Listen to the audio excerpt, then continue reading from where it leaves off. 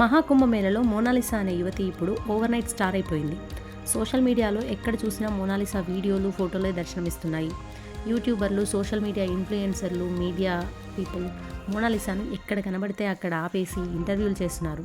ఆమె వీడియోల కోసం తెగ ఎగబడుతున్నారు. ఇక మహాకుంభమేళకు వచ్చిన భక్తులు కూడా ఆమెతో ఫోటోలు దిగేందుకు చాలా ఎగబడుతున్నారు. దీంతో మోనాలిసా తీవ్ర ఇబ్బందులు పడుతుంది. అసలు ఆమె ఒక సామాన్యురాలు, పూసలు అమ్ముకుంటూ తన జీవనాన్ని గడుపుకునేటటువంటి ఒక సామాన్య యువతి. ఆమెని ఇలా ఒకేసారి సోషల్ మీడియా, ఇలా యూట్యూబర్స్ అందరూ తన పైకి ఏమంటారు వీడియోస్ తీసుకోవడానికి తన పైన పడితే తను ఎంత ఇబ్బంది ఎదుర్కొంటుంది అనే మినిమం కామన్ సెన్స్ కూడా లేకుండా బిహేవ్ చేస్తున్నారు. ఇక ఈ వీడియోలో మనము మోనాలిసా ఎవరు, ఆమె గురించి ఎందుకు ఇప్పుడు ఈ సోషల్ మీడియాలో ఇంతగా ఆమె ఎందుకు వైరల్ అవుతుంది అనేది మనం ఈ వీడియోలో తెలుసుకుందాం. మహాకుంభమేళలో మోనాలిసా బోన్స్లే అనే 16 ఏళ్ల రుద్రాక్షమాలలు అమ్మే అమ్మాయి తన సహజ అందం, అంబర్ కళ్ళు, ఆకర్షణీయమైన చిరునవ్వుతో రాత్రికి రాత్రే ఫేమస్ అయిపోయింది. సోషల్ మీడియాలో ఆమె ఫోటోలు, వీడియోలు వైరల్ కావడంతో అనేక మంది ఆమెను చూడడానికి, ఫోటోలు తీయడానికి అక్కడికి వచ్చారు. దీంతో ఆమె అనేక ఇబ్బందులు ఎదుర్కోవాల్సి వచ్చింది. చివరకు భద్రతా కారణాల వల్ల ఆమెను ఇంటికి కూడా పంపించారు.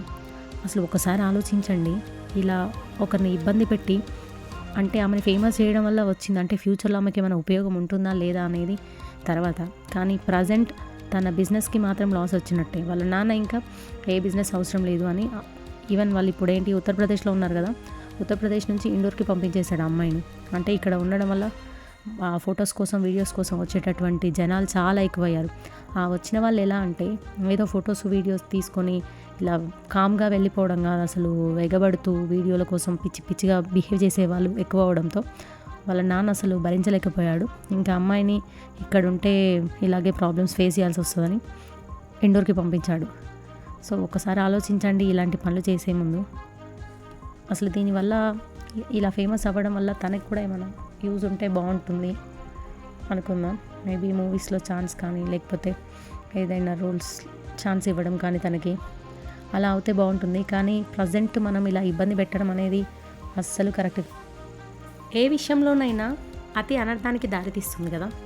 సోషల్ మీడియా వచ్చిన తర్వాత అసలు ఇలాంటి ఓవర్ యాక్టింగ్ చేసే వాళ్ళు చాలా ఎక్కువైపోయారు.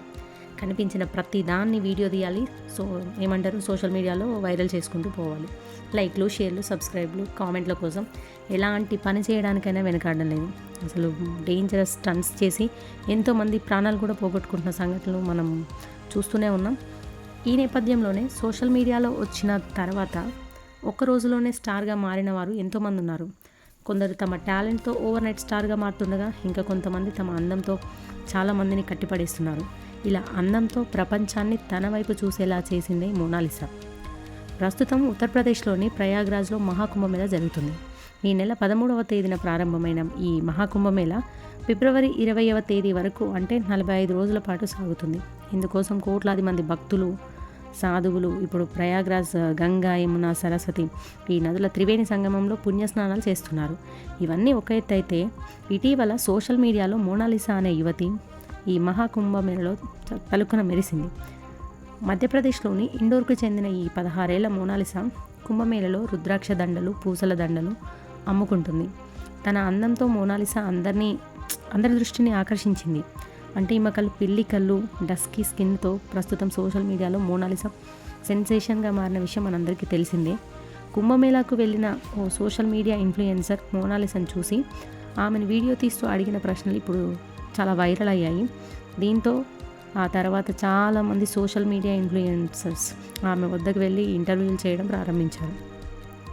మొదట ఆమె కూడా మంచిగానే రెస్పాండ్ అయింది, మంచిగా స్మైల్ ఇస్తూ అలా రెస్పాండ్ అయిన మోనాలిసా దాని తర్వాత అక్కడికి వచ్చేటటువంటి ప్రజలు, ఈ వీడియోలు తీసుకోవాలనుకునేటటువంటి వాళ్ళు ఎక్కువగా రావడంతో అసలు తట్టుకోలేకపోయింది. ఎక్కడ చూసినా ఆమె వెంటబడే వాళ్ళు చాలా ఎక్కువైపోయారు. తన బిజినెస్ కూడా చేసుకొనివ్వకుండా ఫోటోలు, వీడియోలు అంటూ తీవ్రంగా విసిగించారు.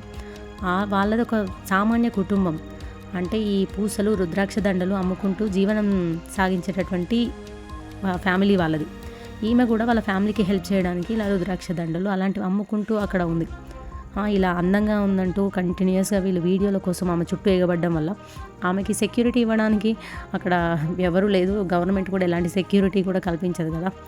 సో ఇంకా ఆమె ఎలాంటి ఇబ్బందులు ఎదుర్కొనాల్సి వస్తుందో ఒక్కసారి ఇమాజిన్ చేసుకోండి. సరే ఆమె అందంగా ఉంటే మీరు వెళ్తూ చూసుకుంటూ వెళ్ళిపోండి, అంతేకాని ఆమె దగ్గరికి వెళ్ళి ఆమెతో అసభ్యంగా ప్రవర్తిస్తూ ఆమెని వీడియోలు తీసుకుంటూ ఇలా ఇబ్బంది పెట్టడం అనేది అస్సలు కరెక్ట్ కాదు. ఒకవేళ మనం ఆ ప్లేస్లో ఉంటే మనకి ఎంత ఇబ్బందిగా ఉంటుందో ఆలోచించండి. అయితే ఇప్పుడు ఆమె అందంగా ఉండడమే ఆమెకు ఒక శాపంలాగా మారిపోయింది.